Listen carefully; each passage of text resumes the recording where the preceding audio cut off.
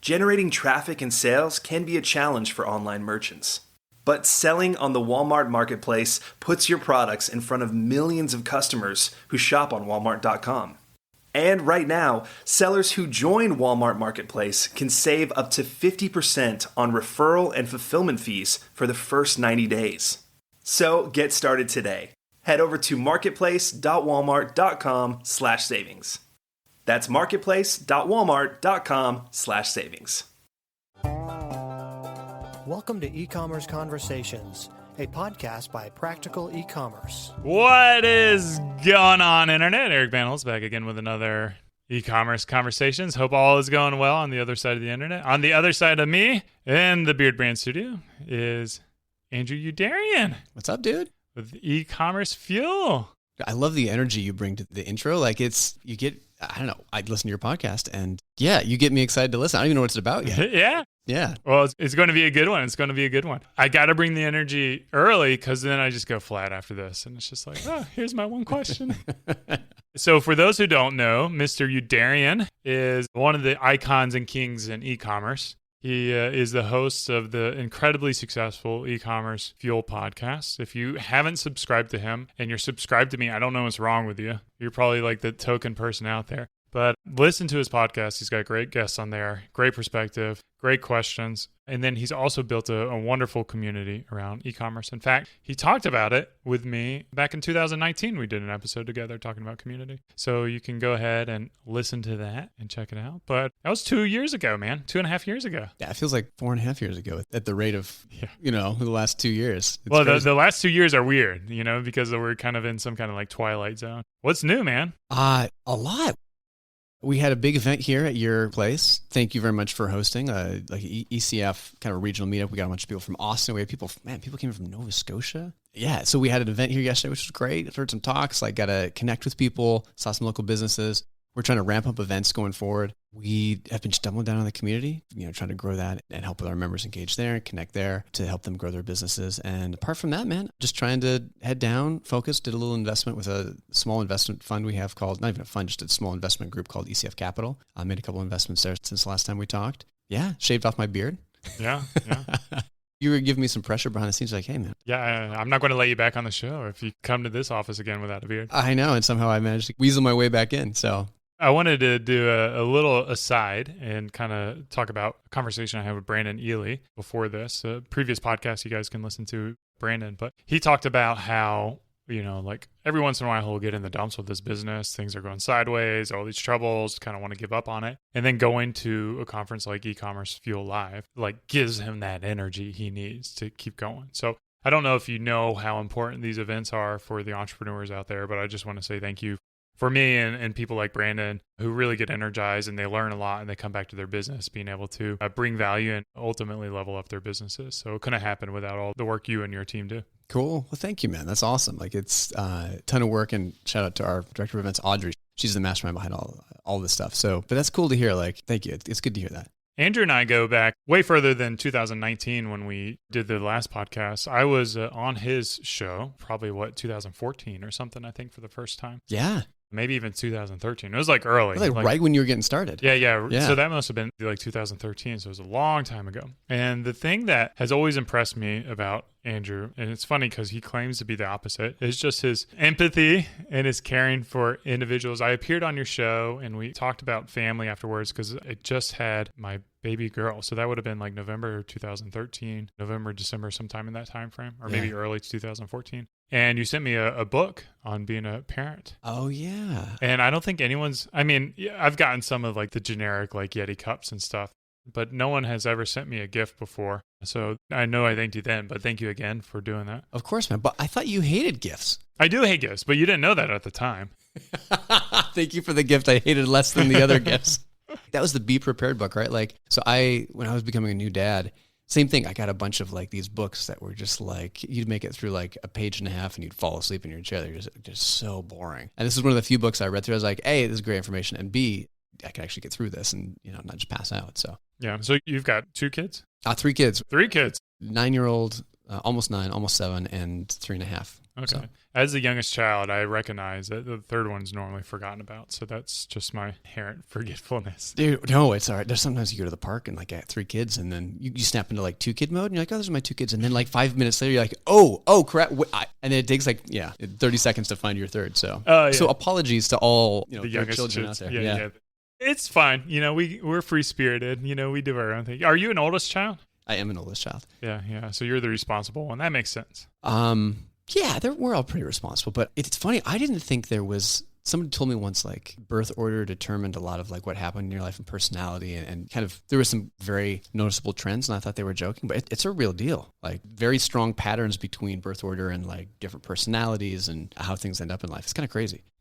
Yeah. Well, I wanted to talk about going back to that first conversation and sending that book. I think, you and I, family is something that is pretty important to us. And what's not talked about a lot on these podcasts is just how do you make sure that your family life and your business life are in balance and one's not overwhelming the other. Like, you're still married? all your children are still alive? They're all still alive. Thanks to my wonderful wife, Annie. Yeah, she still puts up with me, still married. Yeah. Well, what are you doing, man? How do you do that? It's funny. I was talking to a lot of people yesterday at the event and chatted with a lot of people who were first-time parents, first-time fathers and mothers. And when you ask them how things are going, especially with like younger kids, it's going rough a lot of times. Like it's a hard time in life it's a wonderful time in life, but it's also a hard time in life when you have a 1-year-old or a 1 and a 3-year-old and like you're also trying to run a business. So yeah, I think the first thing is like just acknowledging people don't talk about that as much. It's easy. People are really good at hiding stuff, I have found, myself included. Like people are good at hiding stuff and putting on a great facade. And so yeah, I think first thing is just like, when you have kids and you're trying to run a business, it's a totally different ballgame, completely different ballgame. I think things that help are, I think a lot of times we do stuff that isn't as important. So getting ruthless with your time management. One thing I have found is haven't been doing this for too long, but quasi recently started trying to do something where I'm done by 4 p.m. at least 4 days a week so I can be home. And not perfect at it. I'm probably batting about 70% at this point on that. And one thing that I found that's amazing is if you normally get home at 6 p.m. and your kids go to bed at 8 p.m., you have 2 hours, right? And a lot of times as it's getting darker, maybe you don't have any light at all. If you leave by 4 p.m., called an hour and a half early, maybe you don't get quite as many hours in the office or moving your brand forward, whatever it is. But the amount of free time you have on a weeknight just went up by 50% plus, right? Like, if not more. It's huge. And so that small amount that you're allocating to your business, you transfer over to your daily life with your family. And it's a big noticeable difference. The other thing is when you put restrictions on yourself, you tend to hustle and get stuff done more. You prioritize more ruthlessly. You say no to stuff that's on the margin. And you really don't notice that much of a slip in productivity. Yeah. So what does your day look like? Because you're no longer building an e-commerce business, right? It's just the community and the investments. Yeah, exactly. Just the community. And at this point, it's it's got a lot of facets of an e-commerce business, like from marketing to a lot of different facets, just not physical product market business. But yeah, average day would be, wake up, get the kids ready for school, throw them on the back of a cargo bike, drop 2 of them off at their schools, come back. And then when my wife drops off the third, bike into an office that I have, work from about 9 till probably about, 4-ish, 5-ish, depends on the day. Usually try to be 4-ish, bike back home and hang out with the family. So that's a pretty standard day. Do you feel any kind of guilt working a 9 to 4? I don't know what the expectations are for your team members, but how that communication happens between your team and you, and if there's any kind of like hierarchy or expectations that are different. Yeah, that's a great question. We have a scorecard that we go through every week, and one of the metrics on there is that 4 and 4 thing. And so my team, I check in, they know every week that I'm doing that. I've thought about that. I'm like, am I slacking off by doing this? But I think the reason why I think I'm still doing it and don't have any guilt, I guess I do have a little bit of guilt, but I also I don't eat lunch. I have a couple bars. I'll go for maybe a 15-minute walk. I work through lunch. I think it's more important. And in our team, we don't track, you have a flexible work schedule and you are judged. I do my absolute best to judge based on the results that you bring and not the hours, but in-seat hours. That's a bad way to judge people and on their productivity. And so I feel like I do a really good job of being productive in those hours. And as long as I'm hitting the metrics, we have metrics for all of our team members, including myself. And if I'm hitting those well, and I can get those done in that time period, I think hopefully that sets a good example that hey, our role here is not to be here till 5 and check out. Our role is to get stuff done, be efficient, have a great team, build a fantastic community, and hopefully be able to, spend time with our family. One of our core values at our company is a greater, deeper purpose. And our work is really important, but like I have a lot of other things that are important to me too. And that we have every one of our team members stateside that's full time gets a month sabbatical every year. And I try to do this as well.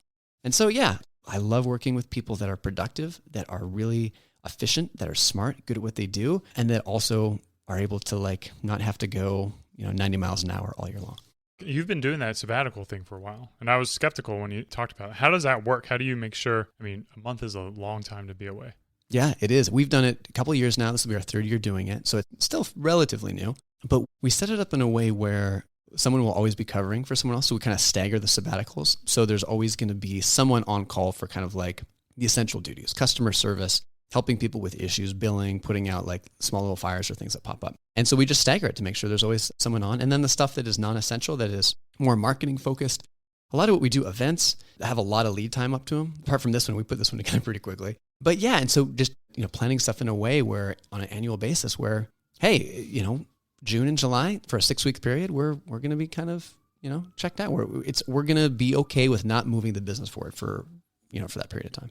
Do they get the sabbatical in addition to vacation time? They do.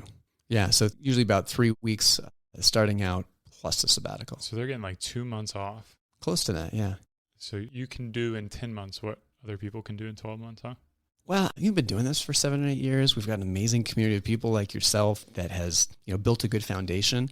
And so, yeah, I mean, so much of it is expectation too. Like, I think I'm a big proponent of working hard when you're young. Like, we were doing dinner a couple nights ago and we were talking about crappy jobs that we've had, right? Mm-hmm. And even the hardest jobs, I think one of the common themes was there's a lot of jobs that we had that we really didn't like, we didn't enjoy. But A, we still had fond elements that we could pull out of all of them. And B, at least in my case, every one of those I could look back and say, oh, I do this way because of this horrible job. And it has made me much more effective in the job I am. And so, yeah, I think there's different expectations in different places. And if you set up your year to try to bust it for 10 months and get stuff done, it's like when you leave for a vacation almost, right? Like if you're leaving on Friday night at 6 p.m., you make it happen. You get done and you get your stuff done. You get the suitcase packed and you get on the plane. It might be ugly a little bit at times. It might be frantic, but you get it done.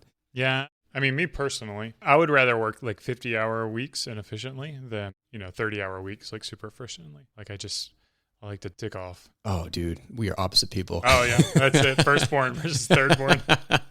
I'm very binary. Like this is a little different because we're friends and this is something that's fun to talk about. But at one point I was working with someone on my team and not anyone right now, but they were very much your personality. Like, hey, let's work for like 15 minutes and let's talk for like 7 minutes and let's work.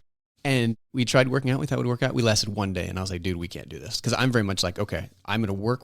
I'm either in work mode for a big chunk or I'm in social mode. And yeah. So what's your Myers-Briggs, INTJ? No idea. You don't do that? I think my type is I have a terrible memory and I can't remember anything. So I probably took the test and can't remember. Okay. I think the biggest things that I struggle with is, first of all, because that's my work style, I feel very unproductive. I never feel like I'm giving enough to the company because I want to maintain my work style, which is like, slowly work for 50 hours. But at the same time, knowing that that's taken away from family time. Mm-hmm. And so I feel like I'm not giving enough to the family, not giving enough to the business, and like everyone's losing, and I would imagine a lot of entrepreneurs feel like that. Is that something that you battled through and that's why you have the new rule for the 4 o'clock? Occasionally. I think one of the things I've been reasonably decent at is getting a decent amount done in the time I have. Like I've never, apart from the first year or two of the business, I've never had like 70, 80, 90-hour weeks. Like you hear these stories about people doing that and it's had props for doing that. And the first year, again, was an exception, worked my tail off. But yeah, generally I think it's, I don't know, for some way I'm wired, I just kind of slow and steady for many years. And so I think at the end of the day is where I have noticed it though the most, like 3, 4, 5 o'clock. I feel that's where it can kind of languish and efficiency goes down. I don't know about you, but like the energy starts to wane. And so if you're going to cut the day short at any point, chopping off that last hour and a half of the day, probably the fattiest part of the day in terms of productivity. And so it's a great time to like check out just a little bit early and get out of there and see people that you love. I'm different because I hit my flow like around 4:30. That's when you hit your flow? Yeah. It's almost like when the team leaves the office. Yeah. I'm like, okay, now I no longer have to be available for the team. I can clear through my emails. I can, write this message I'm writing. I can just like not kind of be distracted.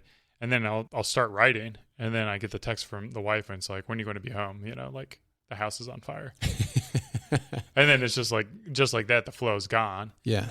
So for me, it's always been kind of like this challenge of, like being interrupted in the flow is probably like one of the hardest. Like, do you work from home as well? No, because you said you go into the office. Yeah.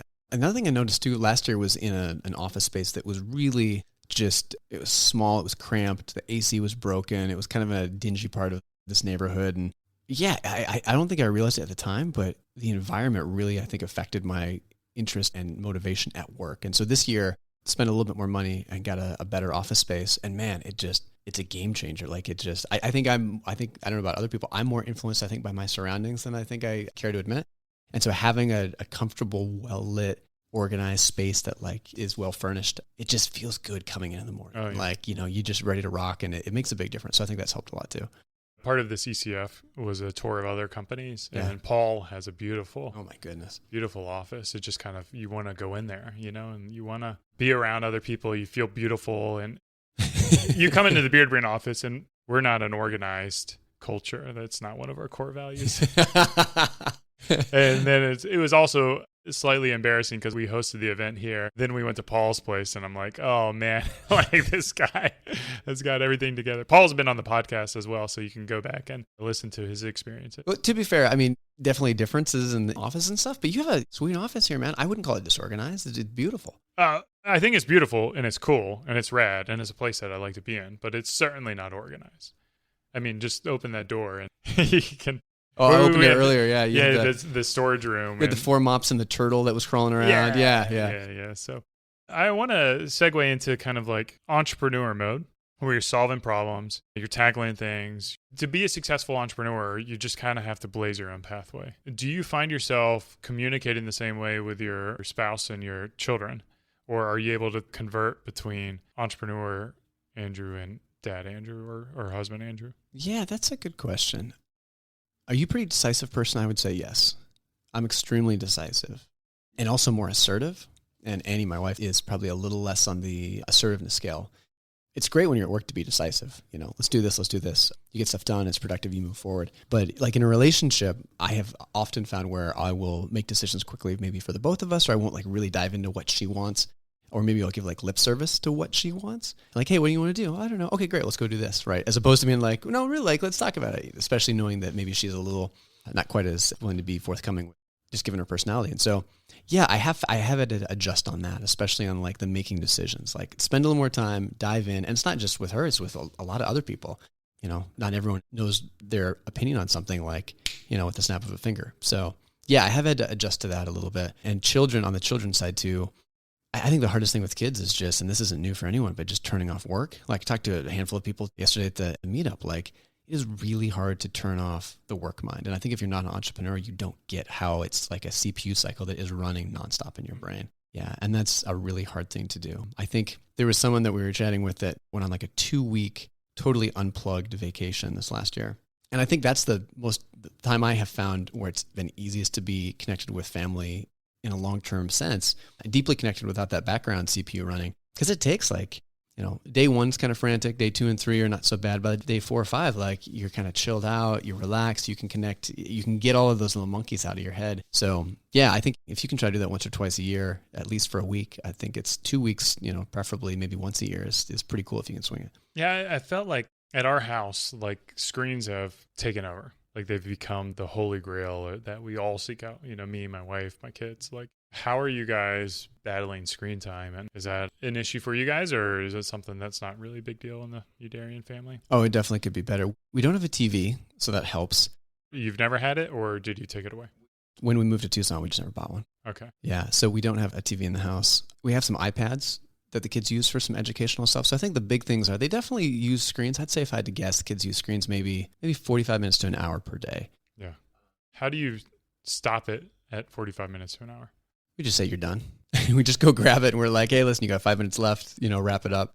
And then we take it away. And or they don't battle you? Sometimes they do. Yeah, they definitely do sometimes, but they're pretty good. Sometimes they'll battle us, and if they do, that's, kind of a whole different discussion. But in general, they're pretty good. And then, yeah, we kind of We try to focus on like, if they're going to watch stuff, have it be PBS or educational. A lot of the apps and the games they play are like math based, or they're, writing based, or typing. We're trying to get our kids to type, stuff like that. So I think the hardest part about it, it's not the kids, it's me. Yeah. And I'm not too bad. Like, I feel like I'm reasonably good about leaving phones places and not checking it incessantly. And the only things I get notifications are like, text messages and maybe like flight notifications if I'm catching a flight somewhere. But yeah, even my kids will come up and be like, Daddy, like, you're not spending time with the family. You're on this phone. Like, come over here. And not all the time, but the hardest part is not taking it away from them. The hardest part is being a good example to them. Like, because that's the most powerful thing, right? Yeah, I find myself the same problem. Like, my daughter and I think to a certain degree, like after work or after school for her, we need decompression time, like kind of like that introvert time. And it's just like sit on the couch, browse Twitter for me, or she'll watch some YouTube videos. But then you get addicted. Like that decompression is over, but you're still like endlessly scrolling. So that's been something that I think we've got to work through and figure out. What kind of like advice or guidance do you have for entrepreneurs out there who don't feel like they're winning the balance battle? I think I would say decide what fires you want to burn. Like someone once said, I can't remember who it was, like there's always fires in a business, right? Like you're never going to put them all out. And it's worth having some fires at work if you have fewer and smaller fires at home, because like ultimately like it's way more important, right? I would say that is important. So be okay with stuff burning.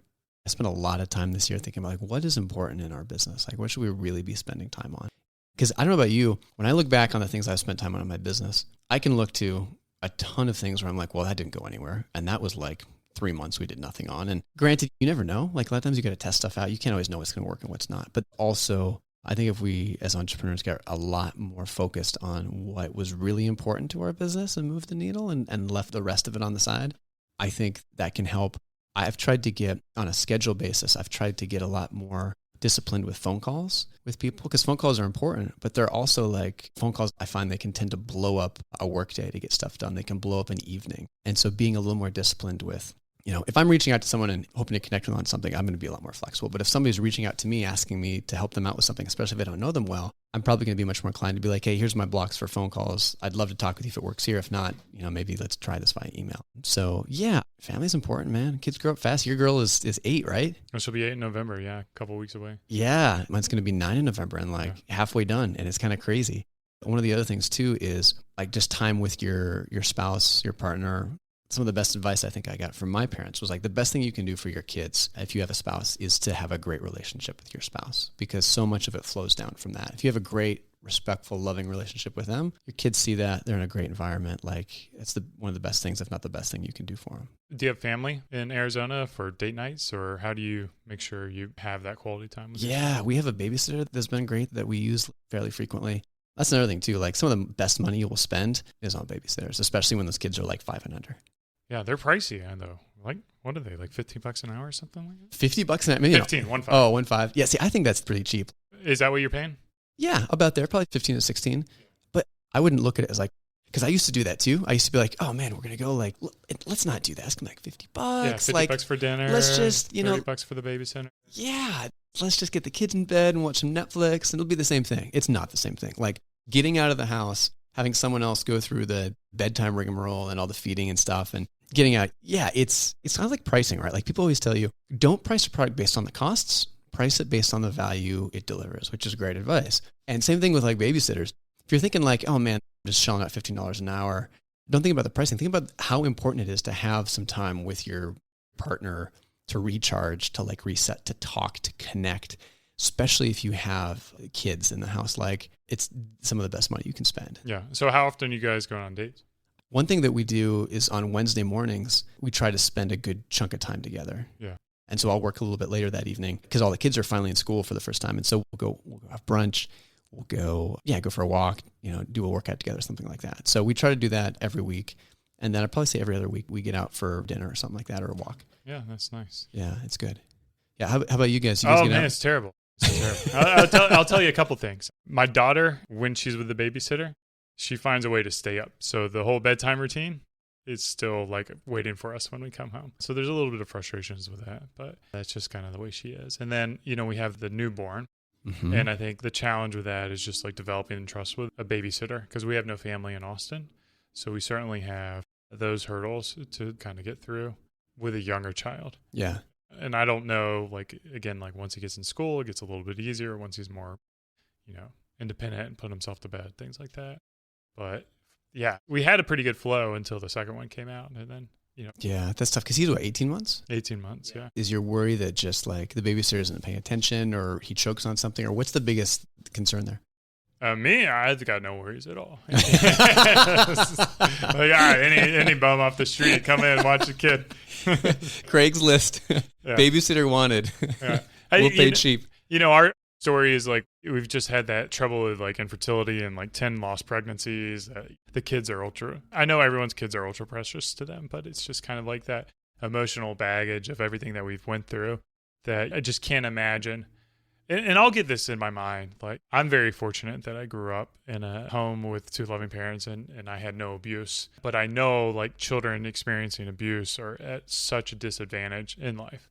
And I would feel so terrible if something happened to my kid that, where I didn't trust the babysitter or the babysitter did something that, is unspeakable. So I think that is challenging because it happens. It happens probably more than, going back to people hiding things and not talking about things. I think it happens more than it should. Yeah. Realistically. Having babysitters you can trust for sure. Yeah, that's really important. Yeah. I appreciated you having Shaquille on the podcast recently. He's just an A+ human all around, but how vulnerable he was in talking about what was going on in his business and opening up was I thought really cool. And I think there's a lot of people, a lot of entrepreneurs that are trying to make business work, trying to make their relationship work, and also trying to raise kids, and let alone connect with their friends, be part of their community, be part of a faith-based organization or their faith if that's important to them, and their health. There's just a lot to juggle. It's a hard time in life. You have a lot of demands coming at you. And yeah, I'm not super active on Instagram, but my handle there is capitalist hippie. And I like this idea of trying to be able to get the both of those worlds, try to get the 80% of the kind of the fun, important parts of life, and then the 80% of the entrepreneurship. And yeah, I'd love to have more conversations about this. And I think it'd be good if people did, because it doesn't get talked about a lot. People think balance is a bad word. Yeah. And when you want to get something going, I agree.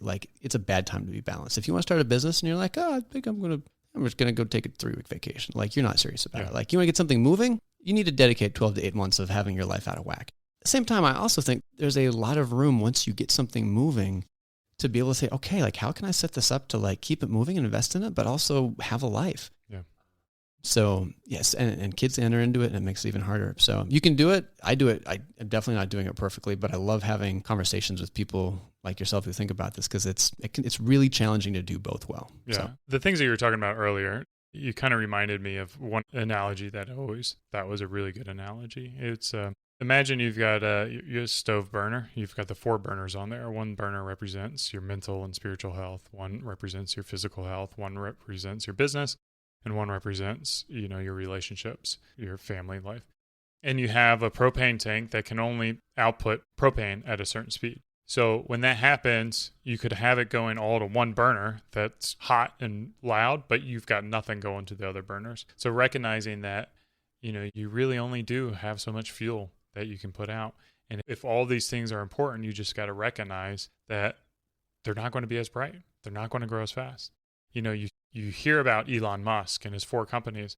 Well, he's on his, 3rd relationship or whatever, 4th marriage. He's got kids with different things. There's no way those kids are growing up in the same environment that, your kids and my kids are growing up in. And that's the decision he made. He made the decision to put all that gas to his businesses. And I don't think it's right or wrong, but I think there's definitely sacrifices when you do that. Yeah. So I think that's always kind of sat with me, that balance to have. And no one brags about balance. And no one's like, oh yeah, man, I have a great family life. I feel like the older I get, I feel like the more important that becomes to me. Again, it's a dirty word for some reason in entrepreneurial circles. It's early on not something you want to strive for, but this idea that you don't want to have that the further on you get, and you can only have balance when you've built a $100 million company and exited, it's just craziness. Yeah. The podcast title is welcome my guest, Andrew Youderian. He has built a life from 0 to well balanced. Doesn't ring his as well. spouse likes him, his kids like him, his business likes him, and he's fit. It's just no one's going to click on that. So there's always the people who go all in, the David Goggins of the world that, just take it to the extreme. They get all the notoriety. And I think it is what it is, but I think balance is a very key thing for many people. Yeah, we probably need to wrap up soon. But one last thing, we did a little road trip. So it's the sabbatical that we took this year.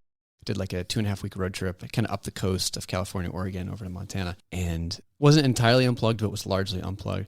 And one thing I noticed that was cool is like when you have a little bit more balance and you have more time, like you take enjoyment in, like I would talk to people at gas stations. If I was in my daily life, like I'm pretty scheduled out, like I'm kind of like, I like every 10, 15 minute increments, I know what I want to be doing or where I'm going to be at. And in the past, if people like wanted to start like a casual conversation, it went more than a couple minutes, I'd be like, listen, you seem really nice, but like I got somewhere I got to be. I'm sorry, I got to get going. But yeah, like on that trip, connected more deeply with people. You realized and enjoyed some of the simpler things in life. Anyway, all that being said, like, I mean, we could do whole nother podcast of like, I'm trying to reduce, what you need for life and what you need to be happy or what you think you need to be happy. But sometimes you don't even realize what you're missing out on until you can kind of like take the gas off a little bit occasionally, slow down, and yeah, at least strive for some of that. Yeah. Andrew Youderian, where can you learn more about you, connect with you, yeah, follow you, listen to your podcast? Best place is just eCommerceFuel. So it's a community for 7- and 8-figure e-commerce store owners. Do a podcast over there. It comes out every Friday. Chat with people like yourself doing cool things, interesting things in e-commerce. And yeah, so the podcast over there, the community for 7- and 8-figure merchants, where we have a private vetted forum for members, as well as events to meet people in person. Do a number of those every year. So that's the best place to do it, eCommerceFuel.com. Yeah, do it. Follow it. Join it. Be part of the community. As always, this has been another e-commerce Conversations. Hope you guys were able to take a couple nuggets away from here. Family nuggets, chicken nuggets, whatever they may be. Yeah, did we talk about e-commerce at all? I don't think we did. A little bit. Cheers, and keep on growing.